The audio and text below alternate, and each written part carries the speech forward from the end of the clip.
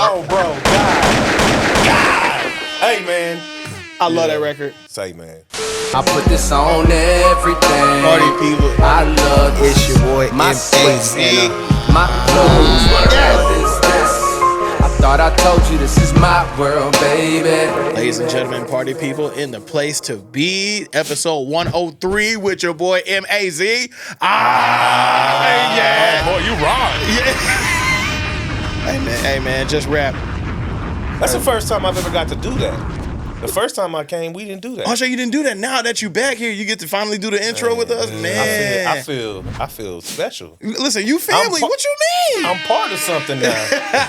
I was always on the outside looking in, but I've thrown the eye in there. And we appreciate you being here to man, contribute. yeah. You know what I mean? I'm telling y'all, me being here is a miracle. You see, I got this big Tim you Duncan got the brace Tim Duncan on. brace for got sure. into an accident. I can't really walk, but I was like, yo, this is Kendrick's day. We're gonna pull up and talk about Kendrick. Absolutely. And why not have some pure hip hop enthusiasts in here to really break this 100%. album down for sure. Lambo's in here in the cut. Lambo. Cold. With the blanket on. With the blanket on. Shout out to Fried Pickles. She definitely brought some fried pickles in here. And that's what's up. Skrills. Yes, sir. We still don't have any new drop, sir. Damn. We need that. Forget it.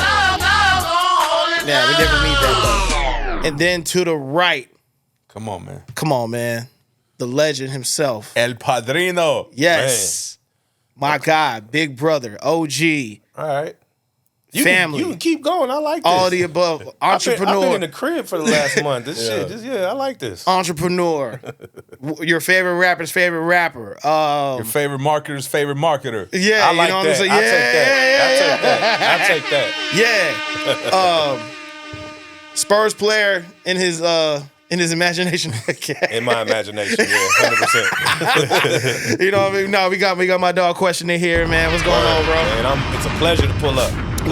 Thank you for pleasure and an honor, man. And again, I know we put it out there. You know, we dropped something. For sure. I gave a little shout out, but before I get into anything else, man, congratulations to all of y'all on, especially you, 100 episodes. Thank you. And I really was there at the beginning, the very beginning, and these remember talks and all we that. had talks and conversations, and continue to have those. And so this really is family. Even though I joke around about finally being in the circle, it really is family. And absolutely. To see your growth and to see how this has grown into something is, bro, it's special, bro. It does make me excited, and it does make me happy to even know that we've ever even had a conversation about these things. But at the same time, like I told you, bro, you always had it in you, you know, and Skrills is one of the most talented people I know. Absolutely. And you have a support system. Lambo don't get the love that she deserves, but she's like the true brains behind a lot of this for sure. I sense it. You know what I mean? Like I sense it. And the fact that she's so supportive of it, you know, that's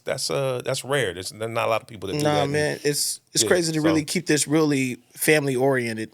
Yeah, and it works. Yeah. So it works. And because of that, I think that's the reason people are attracted to it, because it's organic, it's real. It's not something that you're forcing something or trying to get behind the scenes and tinker with things. You're just being what this is, and you're building a community. And it sucks, man. I really wanted to come out to 502 for that. And I remember I was getting back late, and I told my wife, I was like, man, I'm not limping around that thing all night. I'm gonna look like a gimp. So I didn't want to do that. But again, man, to see how y'all have come together and this has turned into what it is, salute. Thank you, man. No, I appreciate that. And you were definitely there in spirit, for sure. Yeah, man, I appreciate that. Yeah, because you know, like you said, you're part of the foundation of what we got going on here. Even if I'm just a small fraction of it, that's enough for me to be super, super proud and invested in it. And I've always wanted to see it win, but I also knew that it would win on its own time and its own pace. You know what I mean? For sure. Like some of the shit you just can't force. You just got to let it happen and grow. And y'all have evolved into this thing. You know what I mean? So Thank you. It's dope, man. And I compare it to something, and I know you'll take some pleasure in hearing this. One of my biggest moments in my life was my relationship with Nipsey. And a lot of people know that I had an actual friendship with Nip. Right. And when I met Nip, I was Nip's big brother. Yeah. You know what I mean? Like I was older. I had been around, I had been in the music business, so he came to me for advice, and we had conversations. And I remember even the night we signed our record deals together at Epic, and we sat in this restaurant in New York City, and he told me all the stuff he wanted to do, and he wanted to open up a Fat Burger, and he wanted to open up a STEM program for all the stuff that he ended up doing. He already knew he wanted to do when he was 20 years. I met him when he was 20 years old. And I remember over the course of that, as he became who he was, the roles switched. He became my big brother. You know what I mean? And I was his big brother to begin with. And then at the end, before he passed, he became kind of my mentor and was telling me, yo, you need to do this and get in this and apply your knowledge and the things that you know to your life. Right. And I've kind of watched that with you. It's the same thing. Like, I remember early on, you would come to me for, you know, whatever you want to call it, advice, counseling, or just, you know, just someone to spit, you know, some game to and bounce ideas off of. And that's changed a lot. You know what I mean? You've risen up to a person who doesn't really need a whole lot of advice now. I mean, not to say that you don't ask for it or we have conversations. Skrills is the same way. Right. You guys have kind of evolved into your own thing. And so now there's just a whole lot of pride. You know what I mean? I look at it like, all right, man, you know, my brothers ain't little no more. You know what I mean? I really look at it. There's some grown up shit going on. No, so, for sure. I appreciate that. Again, man. bro, flowers. No, thank you. Thank you. And likewise, man, like I said, if it wasn't for you and really pushing us to be who we are today, you know what I mean? I appreciate y'all saying that. Because you definitely played a big part for sure. Because, you know, there's other people that I've done stuff for and no one says anything. I don't ever expect a thank you, but at the same time, there's people that I've done stuff for and they don't, you know, it's whatever. And I've probably done that to people too. You know what I mean? So even hearing any kind of thanks goes a long way. Come on, man. So I appreciate y'all. No, for sure. Y'all. For sure. You gonna set the vibe? Oh, we gonna set the vibe? Oh, that's right. That's right. You right. Oh, shit. Give them what they asked for.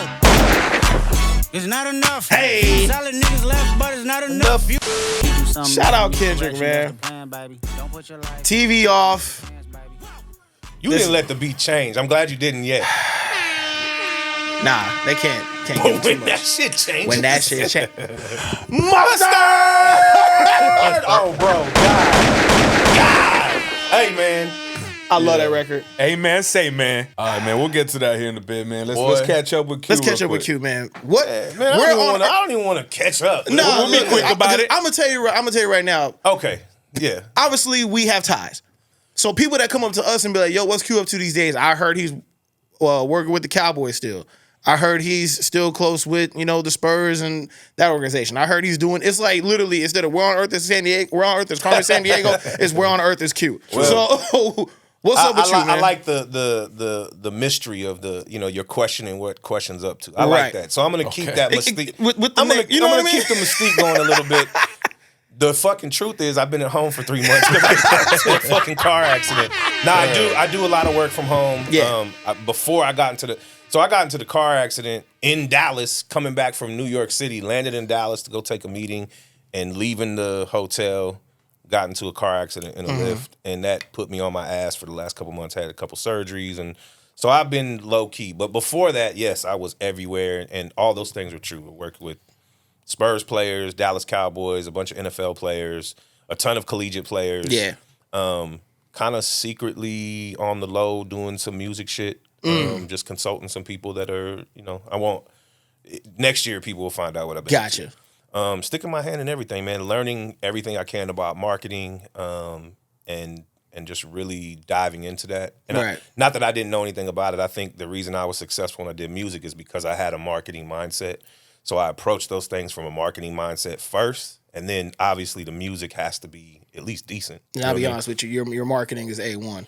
I appreciate You're that. You're definitely one of the marketing geniuses out here. I put a lot of pride into it, yeah. And especially the stuff that I did with like Bankroll and Kendricks and those guys. Yeah, you know, we did, you know, even like even Vision. When I started with Vision, sure, we did some shit that I'm still super proud of, regardless of how that turned out. And a lot of those circumstances were COVID and, you know, just a lot of shit that just derailed some of the stuff we were doing, but.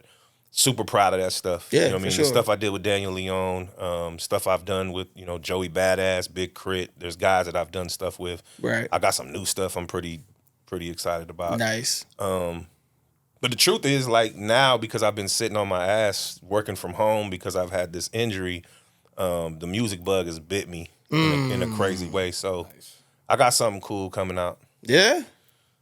Yeah. Come on, man. Look, All I heard was I'm putting up just rap. That's all I heard too. That's all I heard. Nah, so the truth is, the just rap shit that y'all have done, you know, I've told you, I'm a huge fan of that. Thank you. It gives me this feeling of like when I was a kid, like watching Rap City, and like that was my dream, was to always be on Rap City. I never got to do that. I got to freestyle for K-Slay on Shade 45, which was probably like that's huge too. The pinnacle of my shit. I did it with Nipsey, so it was a big right. deal. But I never got to be on Rap City. So every time I've seen y'all post Just Rap, and there's two guys in the, you know, everyone that's been on there has been phenomenal. For but sure. There's two guys that motivated me, and that's Ty and Kai. Because, you know, I came up with those guys. For sure. You know what I mean? We were in the same circles, and, you know, like Stitch, who did all that stuff with Vandal, is like my brother. Right. You know, y'all know D-Town is one of my best friends. Stitch is his cousin. Yeah. So, like, we're all family. And Ty and me, when we were coming up, we were very competitive. You know what I mean? Yeah. Like, in the coolest way. Like always dapped each other up, always show love, but it was like, all right, man, these two honkies are trying to do something. And we're gonna, you know.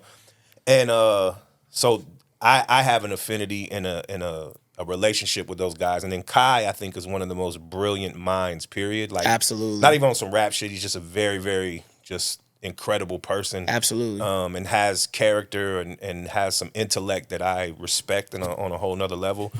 But when he got in the booth and did that, yeah, bro, I probably written like 30 verses for Just Rap. Yeah. That's what I like to hear. Because look, I'm going to tell you right now, Kai and I talk a lot, especially during the Just Rap season. Yeah. When the season's going on, we call and we talk. And he says he's waiting on the sleeping giants.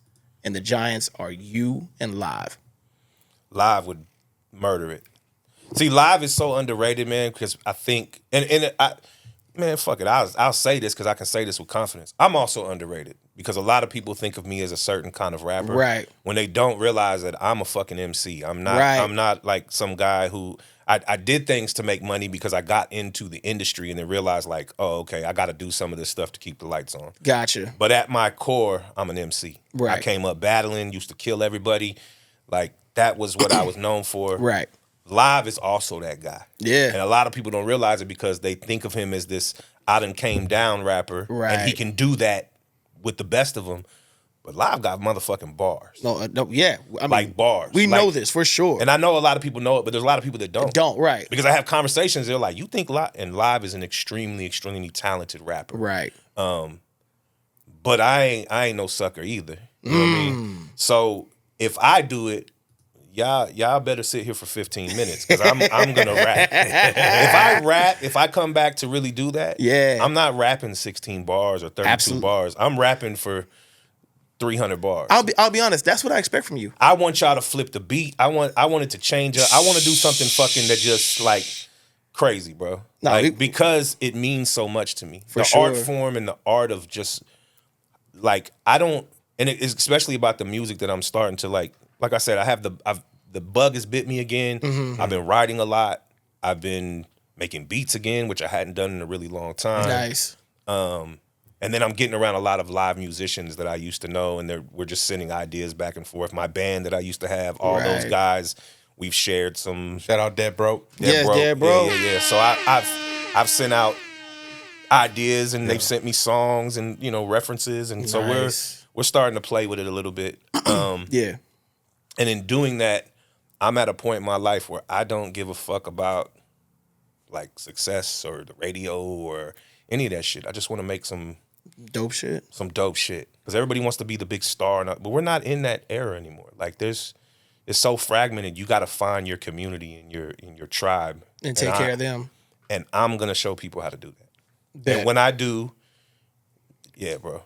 Yeah, it's gonna go. And real quick before we transition, I mean, we've all watched the Spurs, including myself.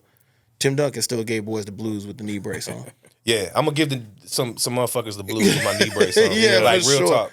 He was a walking double giving Marcus All and the Grizzlies problems. Yeah, with that knee brace on, straight up. It's crazy. That's how I feel. It really does because we all in the group chat. We talk about we got some young people in it, some older people in it, and we talk. And I realized that some of the stuff that, and I mean this, like, you can call me arrogant, whatever. Some of the shit that I'm able to do with ease is really, really hard for people now. Absolutely. And it's just because we came up in an era where not everything was accessible and we really had to do some shit. Now, that doesn't mean that there isn't no talent in this era. None of that. I'm not saying nothing like that. I'm just saying there's some things that I know that I'm capable of that people never even learned. And that doesn't just mean musically. It also means how you market things, how you, the world building. Yeah. You got to build a world. You got to build the brand building that people talk about, but it's world building. You got to build something that people feel like they're part of. And I'm going to make people really, really part of this. I'm excited, yeah. Like super part of it. Nah, this is going to be dope. So, yeah. I can't wait to get in this Kendrick album because he says it on something, and I want to like touch on that because I got some shit to say. Let's get to it, man. Come on, Skrills. You know the question, the one that everybody wants to know. But the question for y'all, what's really good? Man, look, what's really good? Kendrick Lamar. Nothing else. Hey, bro. I mean, besides us waking up and seeing another day, Lord, thank you for having me wake up. Oh my God. Oh my God. Wow. And we got the Kendrick Lamar album. Listen, no promo, surprise drop. I'm gonna be honest. So I looked at the album releases last night before we got on here. Andre 3000 dropped an EP with his flu stuff. I didn't even know that. The re-up? Yeah, stepped on. I didn't even know that. No, okay, let's go through because I have it downloaded here. I know Boldy James dropped something new. Boldy James and Harry Fraud. Cube dropped something. How mad are they? Right, how mad is everybody right now? Shout out G Perico, a West Coast guy, one of my favorite artists, Crip James. He just dropped that. And they got stepped on by GNX. Grand National. Ran their ass over. And Cube got an alright album. Yeah. It's very MAGA, but it got a good album. Is it really? Not really. I'm kind of teasing. Me and my friend went back and forth. It's very toxic masculinity. Like, okay. He talks about how the game is sissified and too Don Lemonish. She actually says that. Oh, wow. Wow. Shout out Q, dog. So, the broligarchy. He's part of the broligarchy. That's funny. Wow. For sure. But it doesn't surprise me, though, at all. For some reason, it doesn't surprise me. So my question to both of y'all individually, Mazi, if you want to go first. Initial reaction, because you said this didn't drop at midnight. It came out this morning. It came out this morning. Okay, so again, untraditional in that sense, right? Well, not just that. I know you know this. I think maybe you were the one that told me, or my homie told me. Kendrick didn't even tell the label until 6 a.m. this morning. Excuse me? No, I didn't know that part. He didn't even tell the label until 6 a.m. this morning. He was dropping it. That's hard. That's hard. I'll be honest with you. That's how you're supposed to do it. Yeah. Well, that's taking the game to your own hands and playing by your own rules. That's my initial reaction to that part, is that I think that if there was any inclination or any idea that he was dropping, they were worried about a leak. They were worried about, the internet, like maybe even Drake's team loading up the memes and getting ready to counter and tell people how, get people to flood the market with this album's awful and horrible and whatever. And I think a clean drop on a Friday, the week before Thanksgiving, the end of the year, people just got to sit with it today. Yeah. And there was no anticipation, so you literally turned it on, and then we were having this discussion in real time. I talked to people today that I hadn't talked to in a while.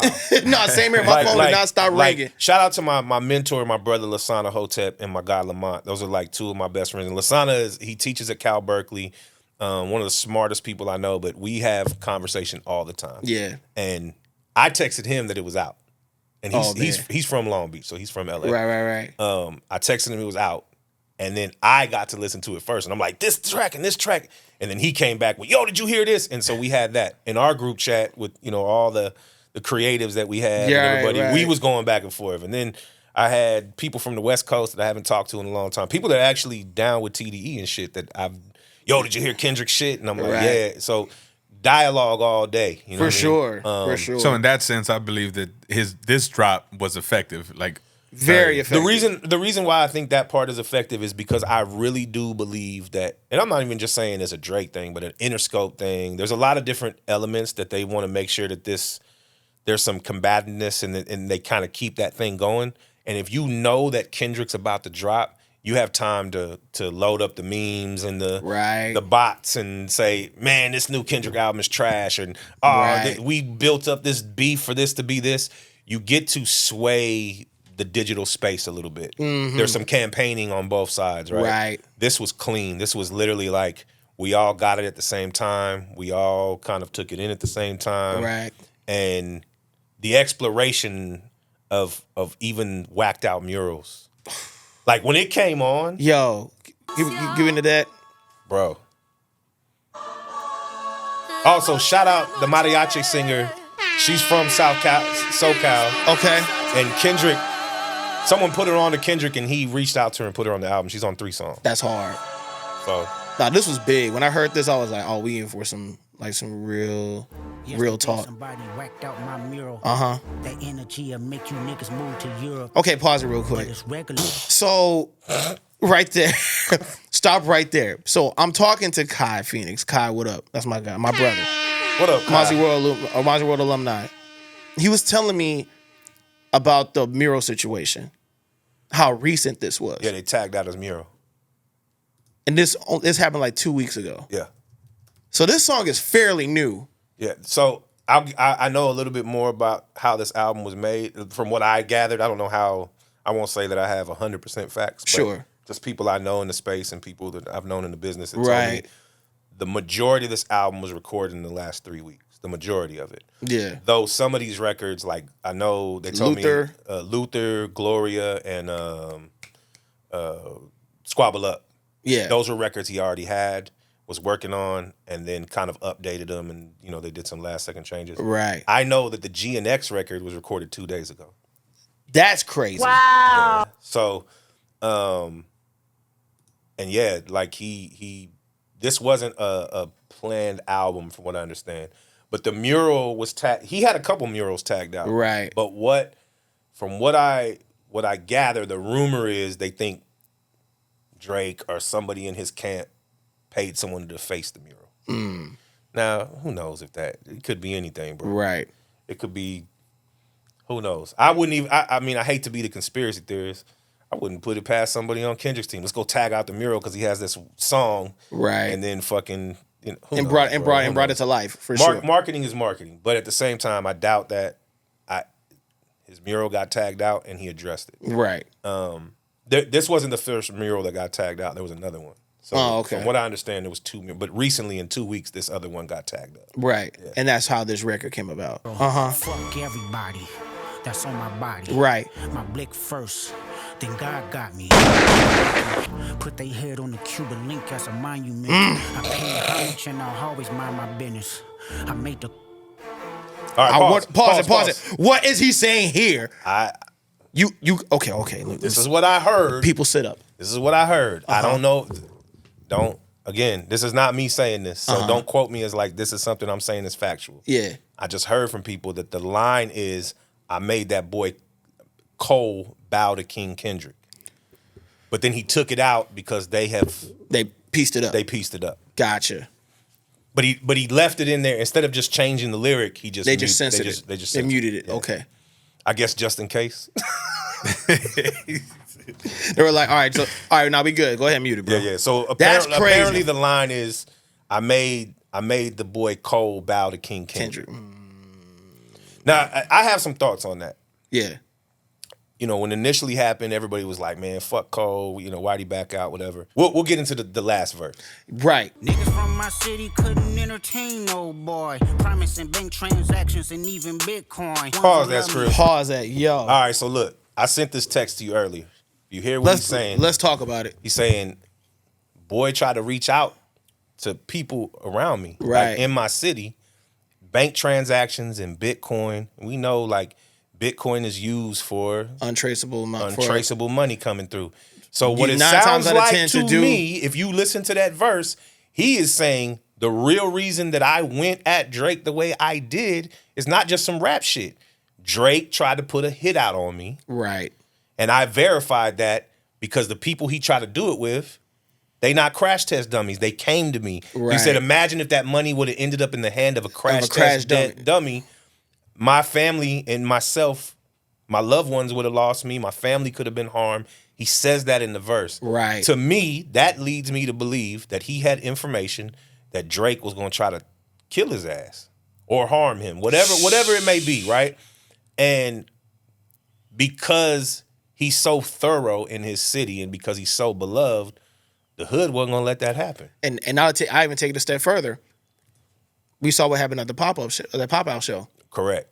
Now that has a bigger meaning now. To me, the pop-out has so much more meaning. So much more meaning because now. that was his way of telling Drake, like, all of LA is behind me. Right. Homie. Like, you can't get me in my own city. You're not gonna be able to touch me here. You see all the 100 sets that was on stage. Correct. And what he's looking at is like, look, you might have some gangsters around you, you got mob ties, you got all this shit, and that's cool. But you can't do that here. Not in LA. You're not coming to touch me. You're not talking about my family. You're not, and I look at it how I would handle it. If I knew that someone could put money on my head, right. I'm letting everybody know, hey, this motherfucker might put money on my head. He might try to come for me, and I want it out there. I want people to know, and that's why I'm going hard back at you. That's why I'm saying you can't come to LA no more. Right. You can't go south in LA no more. You can't come to these spots no more. Right. And there's more bars on some of these records where I could justify this. He's taking a shot at Game, and he says something about Snoop, but the Game line when he says anybody in my city who had empathy for Drake, fuck him. Right. Yeah. And that also that was directed to Game, clearly. Right, clearly. And I know I'm just telling you, all that shit gets real muddy, and there's a whole lot of gang shit that people don't understand, street shit. Right. The thing, and I told someone this today, I think the biggest mistake that Drake made in that whole battle, there's a whole bunch of them. Right. But the biggest one he made was he brought Top back into it. Because Top and Kendrick weren't on good terms. Everybody knew they really weren't. But as soon as he said Top. But as soon as he said Top did this to you, he took this. Drop and give me 50. He thought that it was some Suge shit. He thought like Top was going to say, yeah, fuck K-Dot. Right. No, that's his son. Right. He raised that kid. He put him in the game. Kendrick built TDE. Right. Without Kendrick, it probably does not exist. Right. Or it's definitely not what it is now. Right. So Top knows that. And that was enough for him to say, hey, man, nothing can come in between. I will never let anything happen to my guy, regardless of we're not on good terms or you growing up and doing your own thing. There's that happens with friends all the time. That happens in brotherhood, all that. But I think that was the worst mistake that Drake made, is because then Top got back in it, and then you got J-Rock and Nickerson Gardens, and you got Punch and the whole crew, the whole family. The whole family comes together, and then at that point, you really painted a target on your back, right? Where you can't come to LA, right? I firmly believe that. I lived in LA for on and off for 9 years. I've seen and been around some shit, even with Nip and some other people that I was real close with. Right. Hey, man, that shit is real. Not for sure. Like, and I firmly believe that I don't know if Drake can really go to, I mean, he might be able to go to LA with security and maybe, but going out and being in the mix? Nah.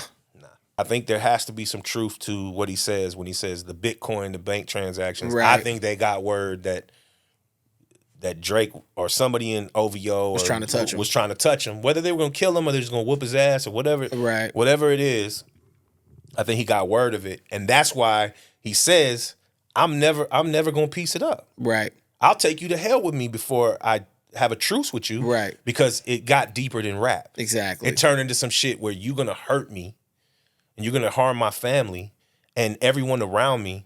And then that's what the pop out becomes. It's like, you're not just harming me, you're harming the entire West Coast. You're harming LA's ecosystem that I am at the top of right now. For sure. You know what I mean? And like you said, like the pop-out show has so much more meaning now. All the sets that was on stage. Now we see the DeMar DeRozan stuff play out on the court and all that stuff too. Where it's just like, yeah, dog. It's deeper than that. And I guarantee you, like, to me, knowing that DeMar and Drake were close like that. Right. I bet that DeMar's pushback and saying, I'm going to ride with Kendrick is probably because Dot said to DeRozan, Drake tried to have me killed. And at that point, all the friendship shit goes out the window. It goes out the window. It's like, oh, you just going to take my man out? Right. Nah, I'm riding with you. Right.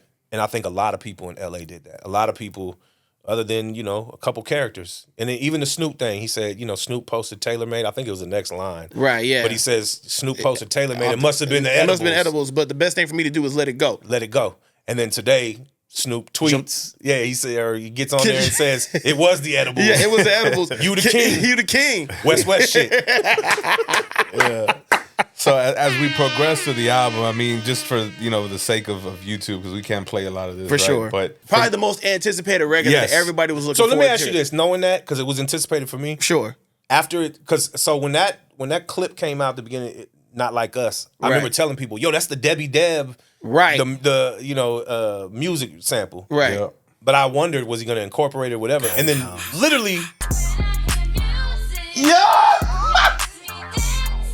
And to his credit, man, like he the fact that he put this, and this is my only point on this, is the fact that he put this snippet, which was like, I don't know if y'all saw on TikTok, but there were just so many people that like, Oh.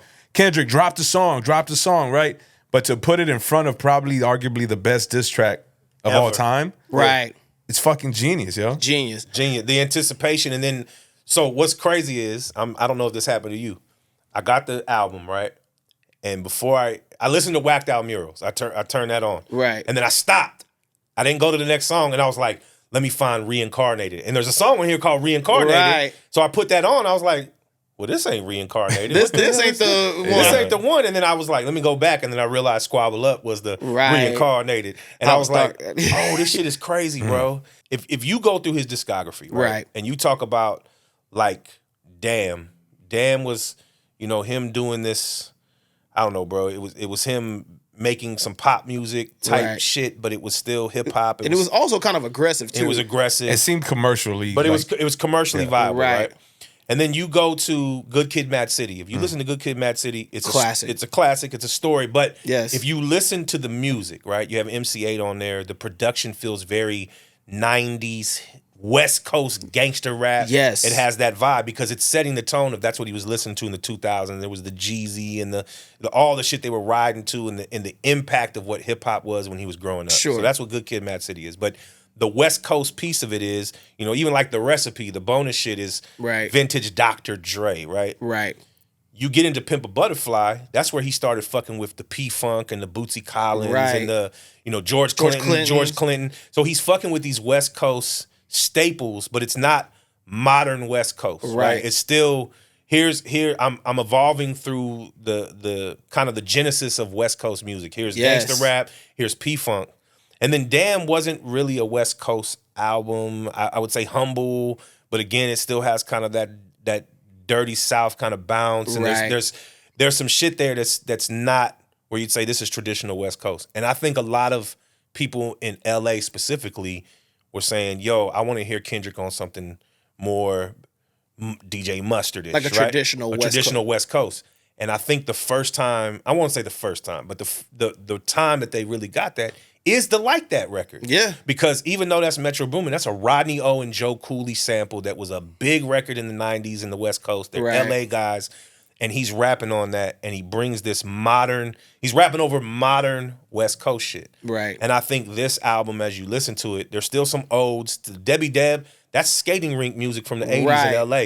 The sample he uses on Dodger Blue, that's also an old school skating record. Right. So he's making an ode to like the skating rinks in the 80s but in LA. and to your point, his aesthetic. I mean, look at the cover out. Yes. His Right. whole aesthetic is late 80s, Like, early it's 90s. the 87 Grand National. Right. That's the year he was born, right? So it's 87 going to 90. However, when you listen to some of these records, he's finally making what I call modern West Coast Yes. music. It's bounce music. It's Yes. DJ Mustardish. But then the thing that's crazy when we get into the production credits is to know who produced most of this. Jack Antinoff, who Okay. produced for Taylor Swift and Sabrina Carpenter. He was a pop producer. Right. Was in I forget the name of the band, but the Bleachers, and then they had the Pumped Up Kicks. They did all that shit. Like, yeah. Hold on. Everything's clicking to me now. It goes back to Drake. Drake, and part of my language, yo, Squirrels, get ready to bleed me out because my mom be watching the show. Yo, Drake, you really fucked up. Yeah. You fucked up. Yeah. Because you remember when Drake was doing all the Taylor Swift references? So Jack produced all these Taylor hits, right? Uh-huh. But what a lot of people don't know is Jack, who writes with a lot of different people, one of the people he writes with is an R&B singer named Sam Dew from Chicago. Right. And then Soundwave, Jack Antinoff and Sam Dew are in a group called Red Hearse. They put out an album in 2019 that got slept on. It's one of my favorite albums. It's like a pop R&B album. Yeah. Super, super dope. The production's dope, everything. So Red Hearse was working on a new project. Jack, Soundwave, and Sam Dew had these records, some of these records in here. Yeah. And what happened was Kendrick heard them. Was like, nah, bring Jack in the studio. I need these. And then I think, from what I've read, is Drake also was trying to work with Jack Antonoff. And Jack was like, nah. Right. And then that's why he kept saying Taylor this and Taylor that and Taylor Swift. It's because and a lot of people don't know, Soundwave produced a bunch of records for Taylor Swift. Right. So, and Soundwave and Kendrick are like this. Right, of course. So that's how a lot of this started to happen, is what I've heard from people, is that they were working on stuff for Red Hearse, and then Kendrick got a hold of it and was like, nah, these are mine. And then what are you going to say at that point? Right. You're not going to say no. You're going to say no. So yeah, man. And you'll get into some of the production, but Jack Antonoff being at the core of this is pretty crazy to me. That is. And it leads me to believe, maybe you should bleep this out, because if my daughter hears this, she'll freak out. Not my mama. I think Kendrick's gonna bring Taylor Swift out of the Super Bowl. Do Bad Blood. And this whole thing is starting to come together. And if he does that, it's over. It's over. It's over. It's over. Oh, now, we didn't get to the line. You know, we kind of skimmed over it. But the line that he had in Whacked Out Murals about Wayne. Oh, yeah. Now, let's talk about that real quick. To me, like, knowing how big of a fan Kendrick was of Wayne. I was going to say, is it really a diss to Wayne? Because people are saying it's a diss. I don't think so. Look, here, this is my rapper brain. If I hear that, I think that's a diss, right? But it's rapper brain. Right. Rapper brain is, you say my fucking name, it's on, right? I think his message is, my hard work let Lil Wayne down? That don't make no sense. But if that's what it is, cool. Right. But that's Kendrick standing on it. I earned my spot in the Super Bowl. Fuck all the beef shit. That's one thing. I shook up the world. I took on the biggest artists. I knocked them out of position. I stood on it. We put on a show for the world, and hands down, I won. Right. Right? No matter, you can be the biggest Drake fan in the world. I know a lot of them. They still know that Drake lost. Sure. There's maybe 2-3 people that I've ever heard tell me that he really didn't lose. Which is crazy. And it was a battle for the ages. Yes. Shout out Tev. OVO Tev, what up? OVO Tev. But to Tev's credit, Tev told me today, like, this Kendrick album is what I wanted. No, yeah. No, for sure, yeah. But here's the thing, like, when I think about this, in terms of this battle, I hate to say this, fuck Jay-Z and Nas. Fuck any of it. This was the greatest. This was the greatest battle. The greatest battle. And if anybody can't give Drake his credit for how he stood in it and he delivered, there's some shit that you're like, oh shit. Right.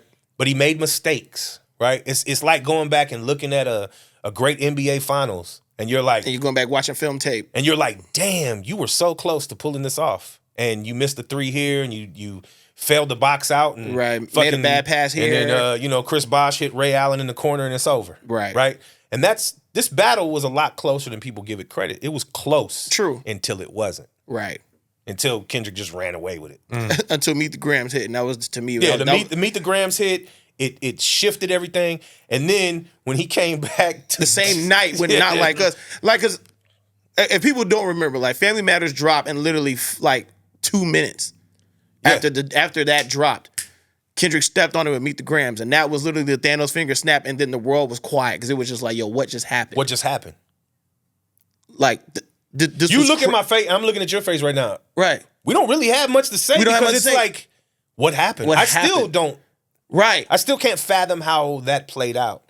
And that was the knockout blow. That was this was a really good fight until it wasn't. And then which side note didn't even make the album. I don't know if people expected it. I expected it to be on here. I did and because it was such a big record. Right. I did and I didn't. The reason why I didn't think that he putting it on here would have instantly made this, because the way streaming works, and a lot of people don't know this, it got over billions and billions of streams. You put it on there, this automatically becomes the biggest selling album of the all year time. because the way they do the metrics. Sure. Knowing Kendrick, I feel like Kendrick wanted this project to stand on its own. He didn't want it to be overshadowed. Respected. He also wants it where you look at the metrics, nobody can say, oh, this only did well because Not Like Us was on it. Right. And this is a statement album. This is we skipping ahead. Can you please play Man in the Garden? Oh Yeah, my God. that was This is his one mic. This is That's funny you said it because I thought the exact same thing. I'm gonna say, and then we'll listen to it. But this is my take on this. This is the response to Mr. Morale and the Big Step. I was just about to get into that. And the reason I say that, I'm gonna make I'll just stand on this, and this is how I really feel about Mr. Morale and the Big Steppers. That is an incredible album. Very, very much so. But the timing of it sucked. And I'll tell you why. We were in the middle of COVID, and you're making an album about survivor's guilt and your trauma and all these things that you're battling with. And people at that time, they didn't want to hear survival's guilt. They wanted to hear, how do we fucking survive this? Right? So I think the timing matters in hip hop. I mean, music period. Music period, for sure. You've got to hit things at a certain time. Sometimes this shit is pure, just sheer luck. Right. Where you say, man, I released something and it caught on because this happened, or, and you can go back and look at, when war breaks out and then certain songs come out and they become the theme songs of, protest. You look at All Right is a great example. Black Lives Matter. Absolutely. That became a theme song. Right. I don't think that Kendrick made that record for it to be the theme song of the protest, right? But it became the song, so the timing of it. Right. Mr. Morale and the Big Steppers, it was the right timing for K-Dot to get that off. He needed to get that off his chest. He couldn't continue to make music without getting that guilt and that trauma and that therapy out. But the timing of it sucked. Right. And that's why I think the timing of this, when you hear what he says on this, and we'll listen to the words, but he's literally saying, I'm over the survivor's guilt. I got that album off to know I deserve it all. I deserve this it all. shit. I deserve it all. Play a little bit of what he's saying, Skrills, because it's like, Bitch, I deserve it all. It's innate to mind my business, writing words, trying to elevate these children. That's why I deserve it all. let me ask you a question, Bitch, though. niggas so What's up? Do you think that's intentional? And the reason I say that is in Whacked Out Murals, he says, Nas was the only person to congratulate me on getting the Super Bowl. Holy shit, I didn't think about that. So is this an intentional nod back to Nas? Like, because that's what it feels like to me. Yeah, it does. It does. Like he got that He got the congratulations, validation from the one person, and then made this. and he made this. and then he probably got in the booth, lights got low. I deserve it all. Because it's like, all I need is one mic, right? All I need And is his one version, mic, and one- then That is, he's like, I deserve it all. Oh. It's the same vibe. It's the same energy. It's damn near the same tempo. Yeah. And that's the first thing that came to mind when I heard it. Was like, yo, this is some one mic shit. If you go to the back part when he gets loud, Right, at the end, it's right? like how Nas does on one mic. Right. the greatest of all time. Like masses. Keep these bitch niggas away from me. Keep all my blessings faithfully. Keep my essence contagious. That's okay with me.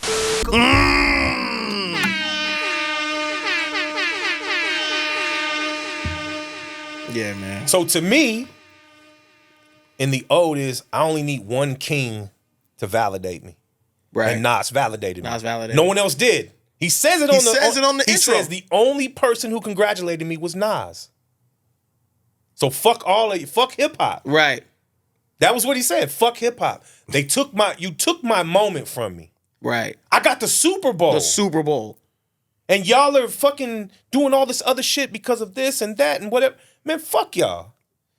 But the one person who stood on it was Nas. And he's a king. Right. And the parallel between Nas beat Jay-Z, Kendrick beats beat Drake. Wow. So guess what? Nas is the only person. He's the only person who's valid enough to make that statement to Kendrick. Congratulations. Not just congratulations on the Super Bowl. Congratulations for taking out number one. Number one. Because I did it and you did it. You did it. Who else has done it? Hey, that's a hell of a table. That's a hell of a table to sit Who at. else has done it? It's only Nas and Kendrick, man. Damn, I didn't even think about that. Because didn't think about that all either. the other parallels, you can argue about battles, who won this, who won Right. that, when the greats go up against each other. There's a little bit of debate, and were they really the kings? Right. Right. But at the time when Nas and Jay-Z went at each other, they were the kings. It was them two at the top. They were at the top. Right. And everyone thought Jay was going to slaughter Nas. Right. And then, fuck Jay-Z. That, Yo, and okay, so and the rest was history. And I've been meaning to get to this one here because I want to hear y'all's thoughts on Reincarnated. Because Another one listen, of them. dog, Boys say. I got a couple thoughts on that. I gotta say, me too. I got some thoughts on it too. Why don't you play it real quick? Yeah, let's get to it. I'm yelling, Father, did I finally get it right? Everything I did was selfless. I spoke freely when the people needed me. I helped. Yo, check it out. Does Skrills know? Me and you talked about it. Yeah, we talked about it, but I sent him the clip. Okay. Shout out 92 Bricks as well. Yes, 92 Bricks put it up. So Johnny J, who was a Mexican producer from LA that did a lot of shit with Pac. I'm familiar. Johnny J took his own life. I knew some people that knew him. My guy Brent knew him really well. Yeah. Johnny J's from what I understand. Now, you can fact check me on this. This is a sample of Tupac's Made Men. On the Gang Related soundtrack. Right. But what I read today was the final song he ever recorded before he died. Wow. Now, again, fact check me on that because that's some internet shit. I don't like. It was a meme. It was some shit on Instagram, but it's believed to be the last track that he ever recorded. That Tupac ever recorded. Yes, and that's what he sampled for this Reincarnated. Here's the other part.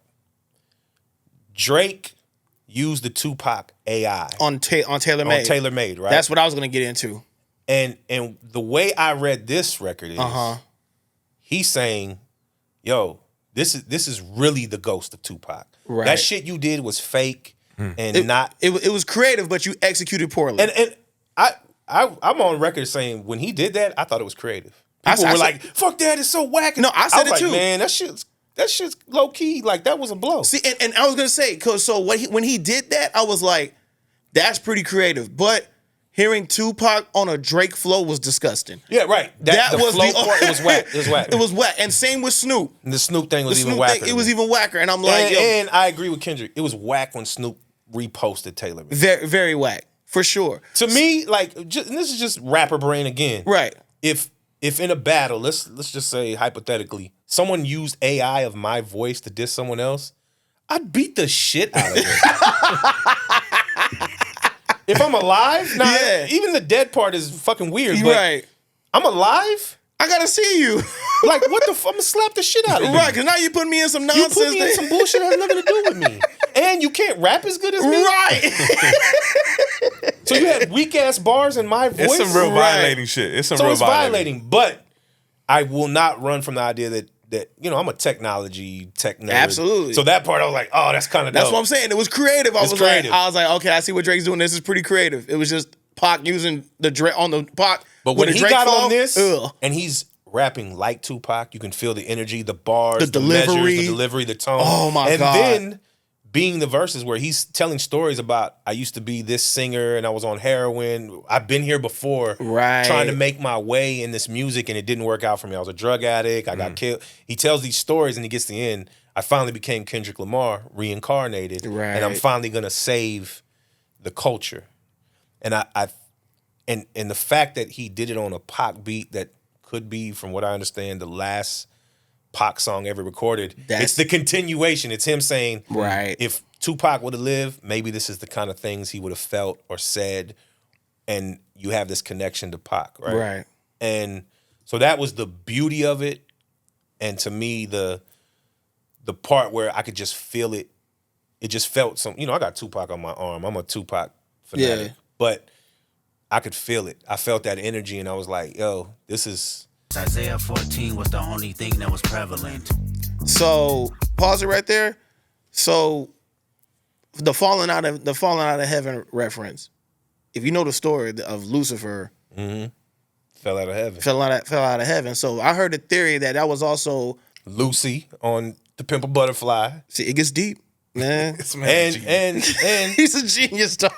and this is where we get in the argument. People say maybe this is not the And real then with album. the Isaiah 14, if anybody that's religious look at the Bible, go read up What is, Isaiah I don't 14. know. Can you tell me what Isaiah 3:14 says? says the meaning of Isaiah 3:14 is that the leaders have taken what little the poor people have into their own homes. Instead of Remember- protecting the poor, they are using their power to take from those who already have so little to right. provide. Remember this. This is where I get in my. That's the deal. I'm gonna get in my bag right now. Yeah, go for it. To Pimp a Butterfly. You remember originally, a lot of people don't, you know this, but some people don't know, the album was actually called To Pimp a Caterpillar. Right. To Pac. So to PAC, To Pimp a Caterpillar. Right. The reason he changed it is because he had all the, in the end, you realize he's talking to Pac. Talking to He didn't Pac. want to do that as a giveaway. He knew Right. that if he named the album To Pimp a Caterpillar, people would put it together and say, this has something to do with Tupac. Right. So they took it out. But if you get to that last interview where Pac talks, Right. he talks about Mortal Men. Mortal Men, but that whole interview, he says the poor people at some point are going to rise up and eat the rich. They're going to eat the leaders because they're tired of people coming into their lives and taking from them when they have Right. very little.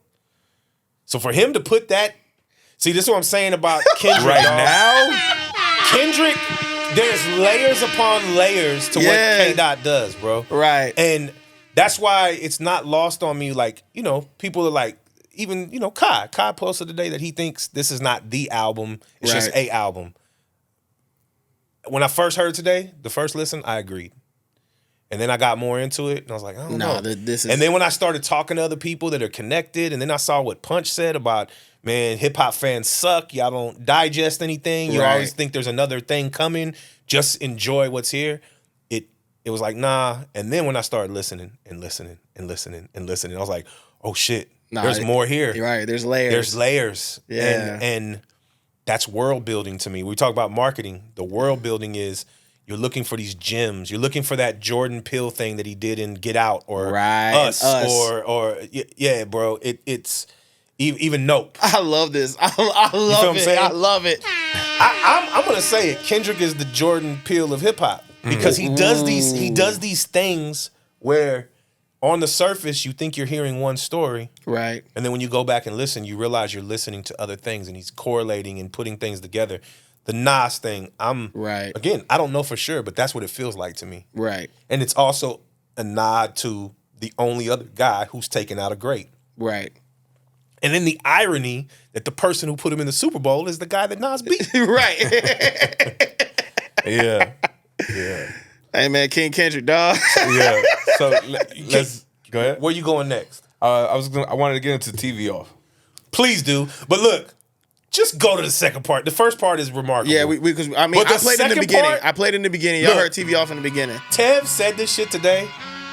I think he's doing this at the Super Bowl. I think it is too. I'm willing to put money on that. Fantasy pick or fantasy underdog fantasy prize picks, whatever. If y'all doing bets, Prize picks. Let's bet on this. yeah, let's make a bet on this. If y'all think Kendrick Lamar is doing TV off, I want in because I think he's doing it, especially the second part. I think he's doing it. Bitch, I cut my granny off and she don't see it how I see it. I cut my granny off and That she line don't was see it.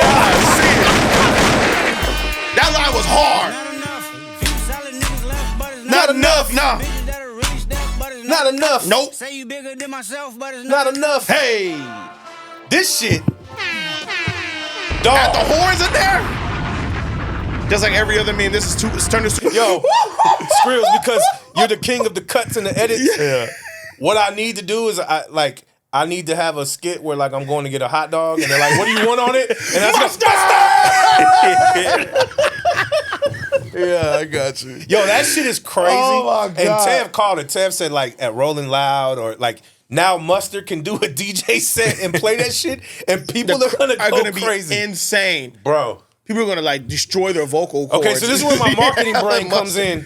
If I'm Hines, I'm doing that shit right there. Absolutely. Hines, I'm Mustard!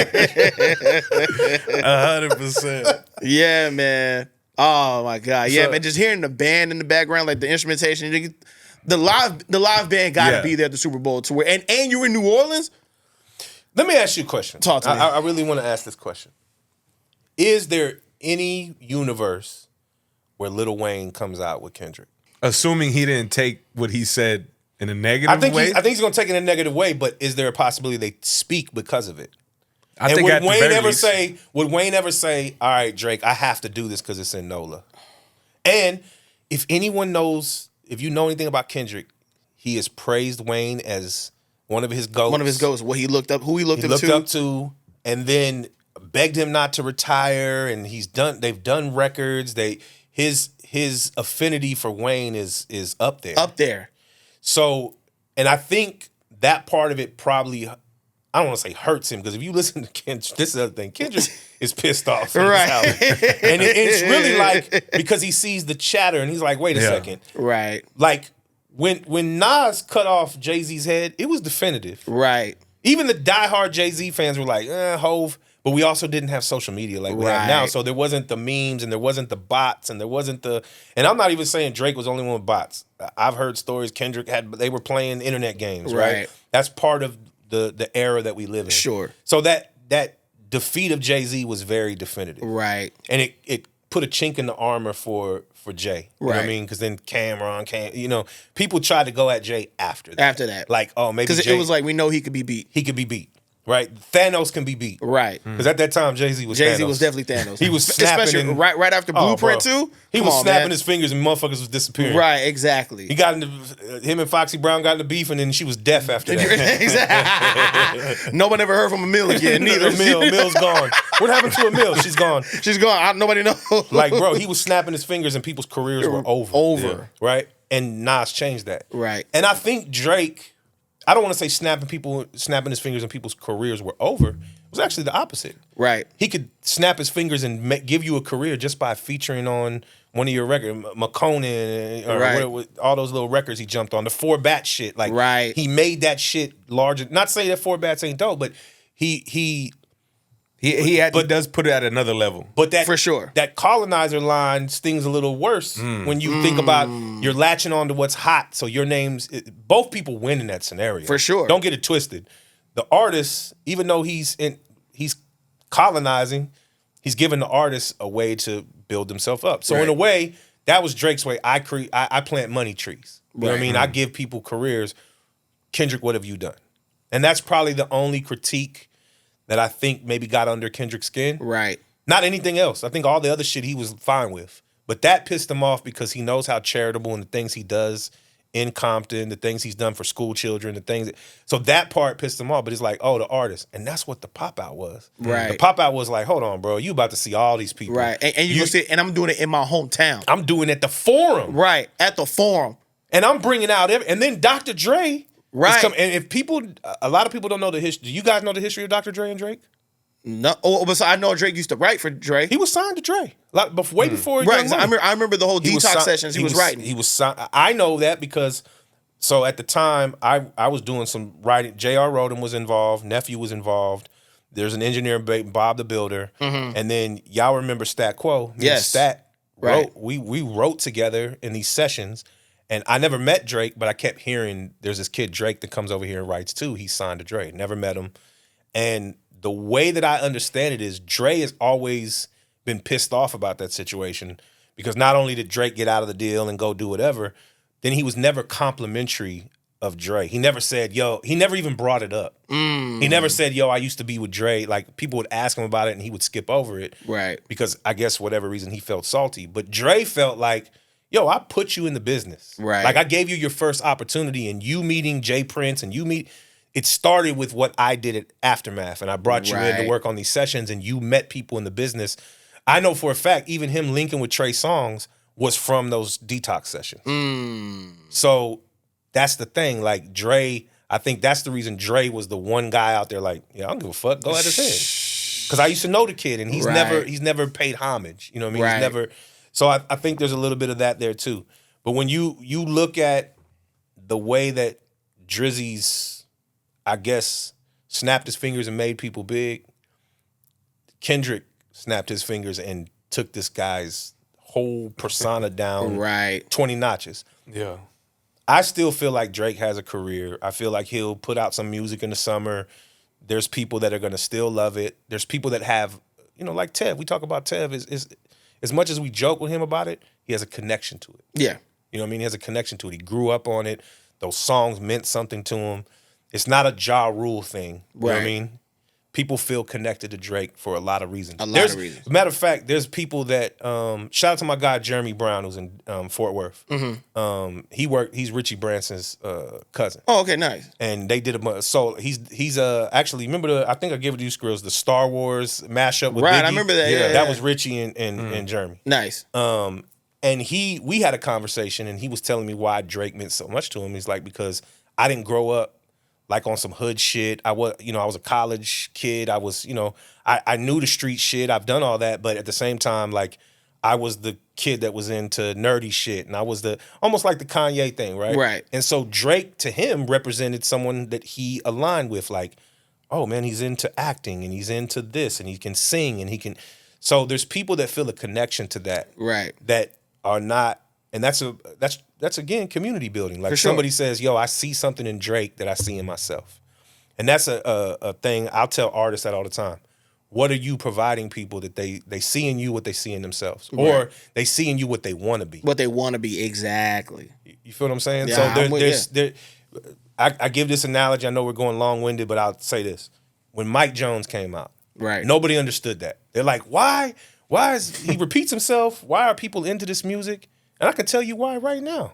Because he gave hope to guys who weren't super MCs. Right. He was like, wait, this guy's just repeating himself and he's making millions of dollars? Right. I can do that. I can do that. So in turn, I'm going to support something that I think I can do. Right. Because back then, they did. Come on, man. Back then, they didn't want me. Now they all on man. How do you not resonate with that?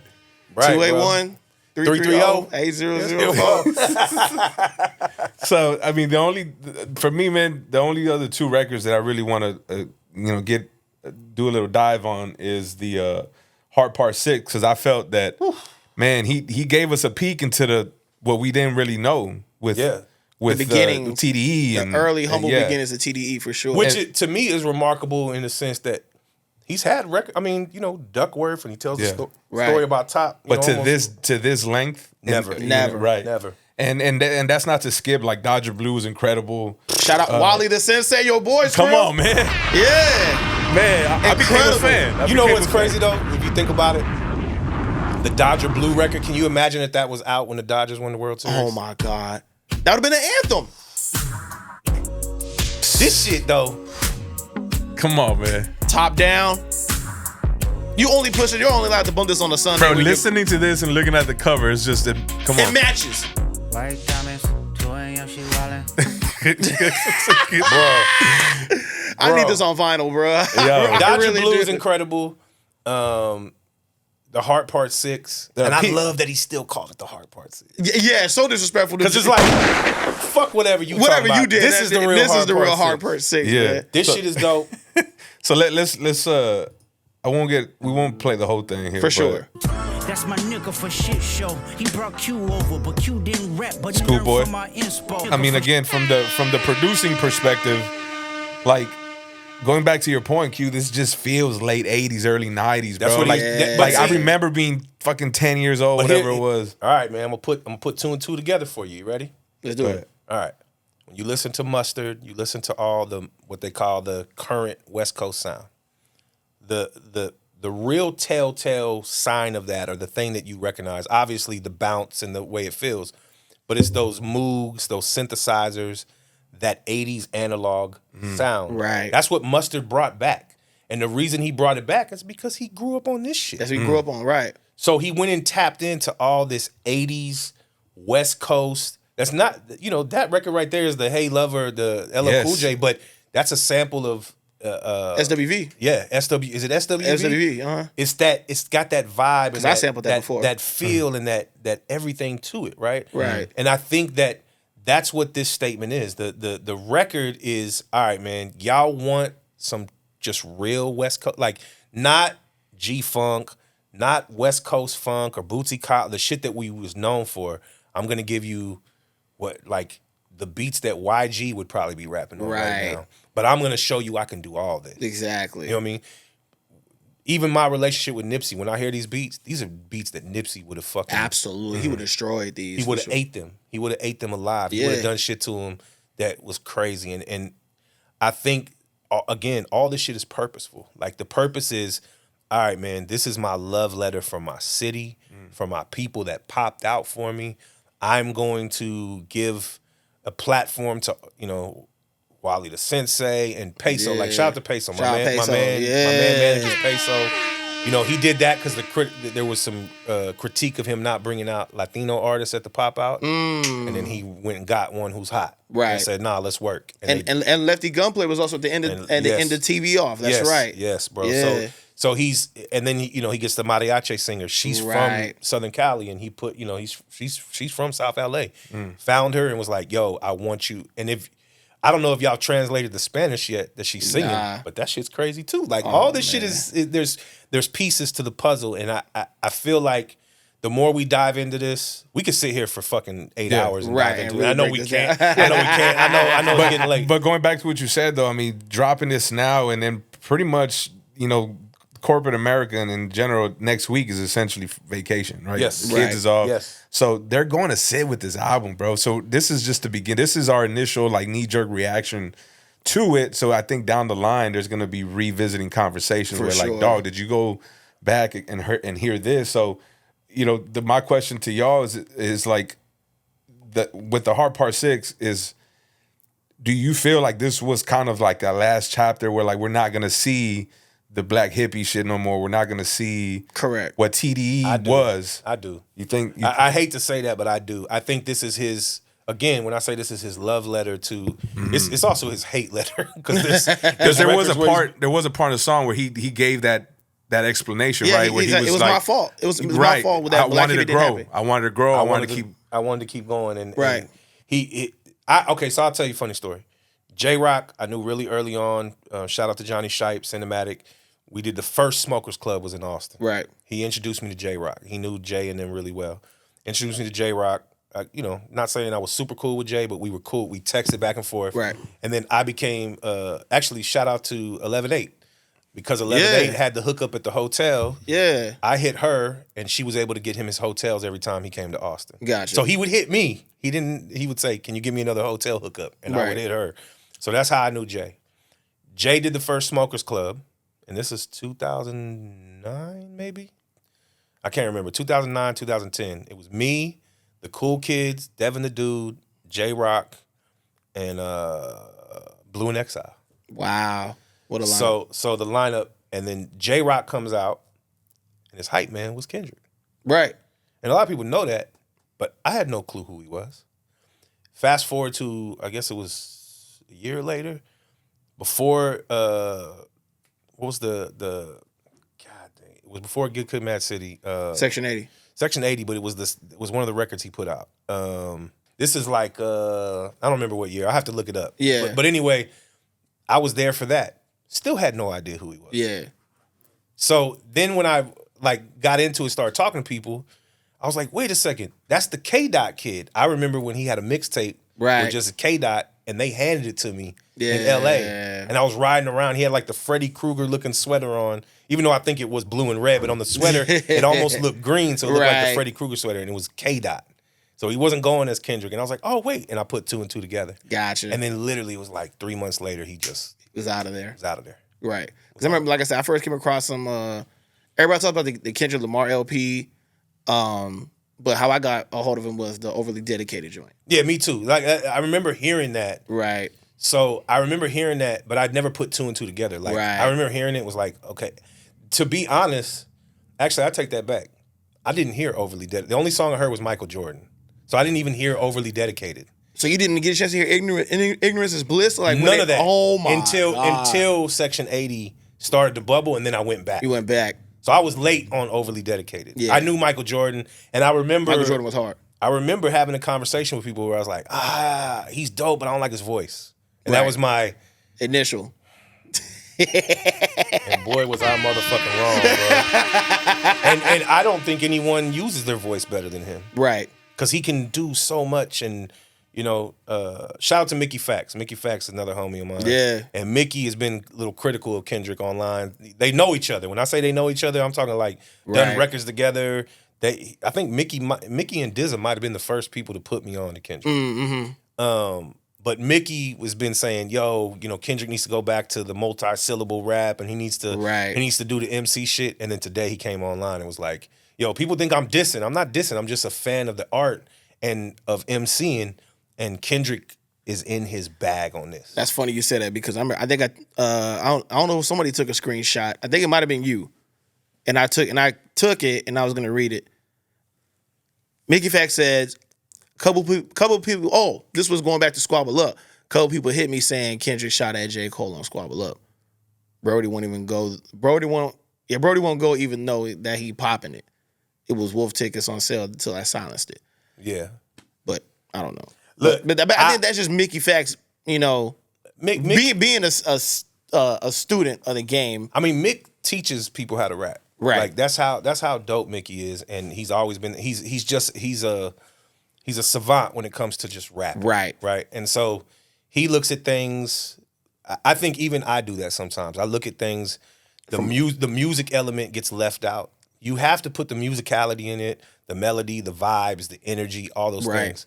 Even in production, like when you were coming up making beats, we wanted to make these huge productions, and sometimes less is more. You know what I mean? You leave shit open, and so I think that was Mick's critique.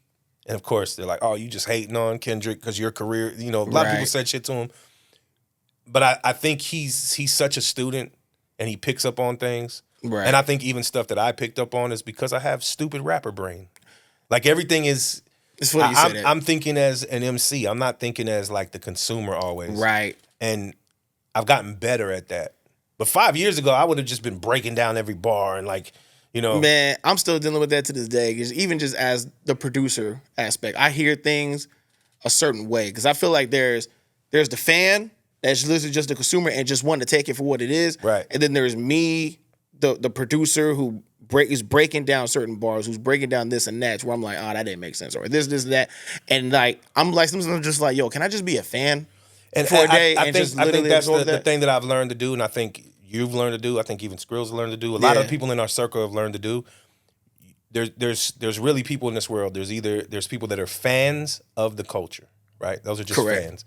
And then you have people who are part of the culture. Mm-hmm.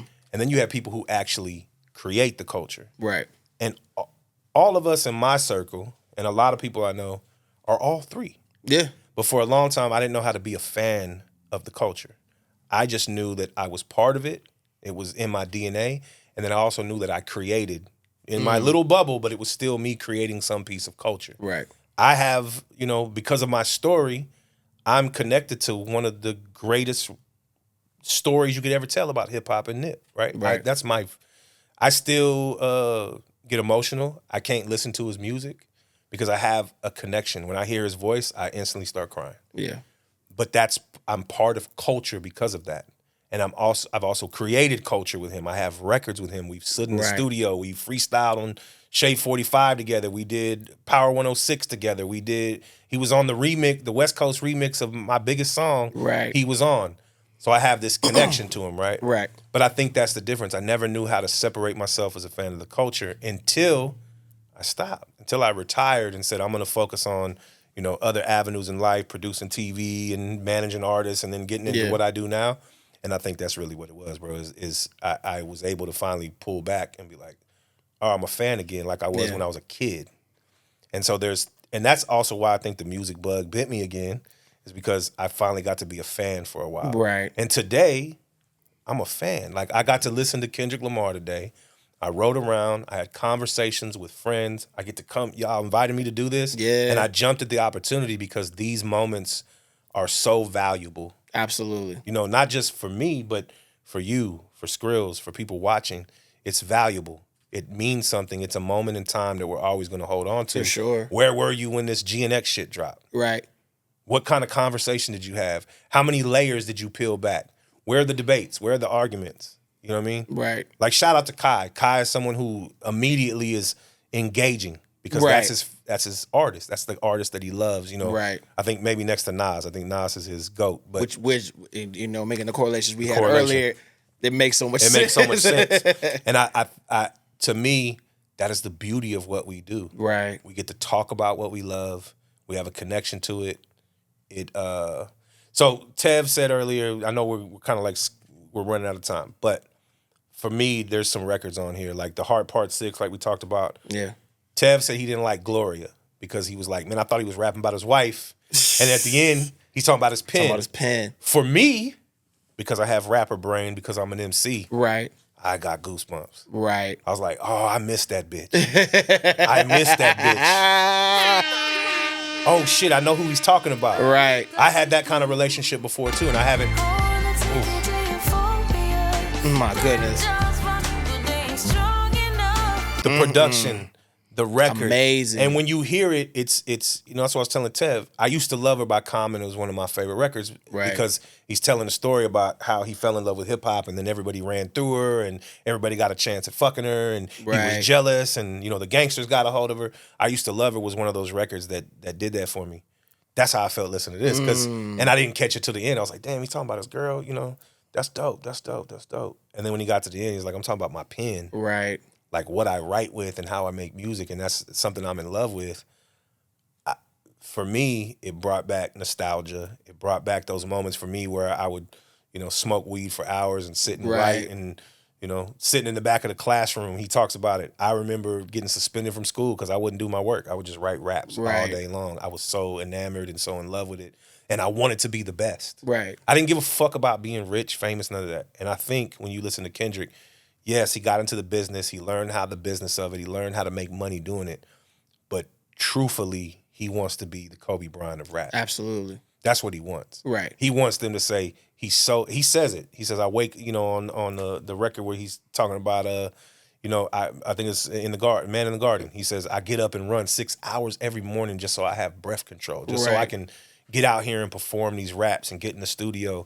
Like the fact, you know, I remember doing that. I remember going to the gym just so I could breathe and go rap, and I loved it so much. Right. And so that's why I identify with that so much. It reminds me of just being completely in love with something and not caring about all the other pieces. Right.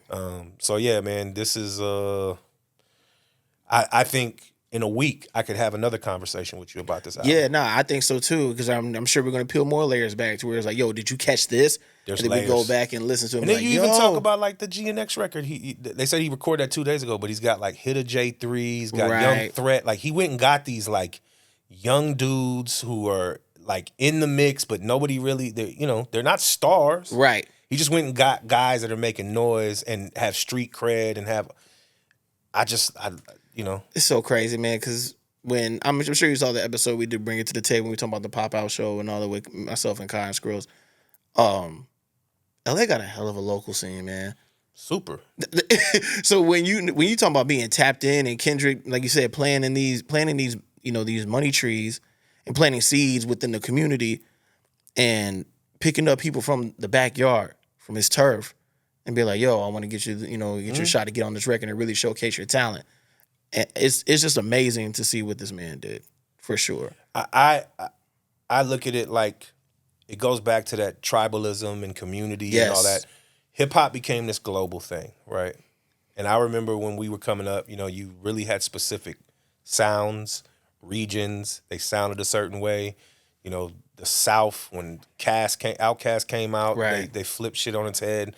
The Dipset with the sped up samples and all that shit started to shift how we looked at regions.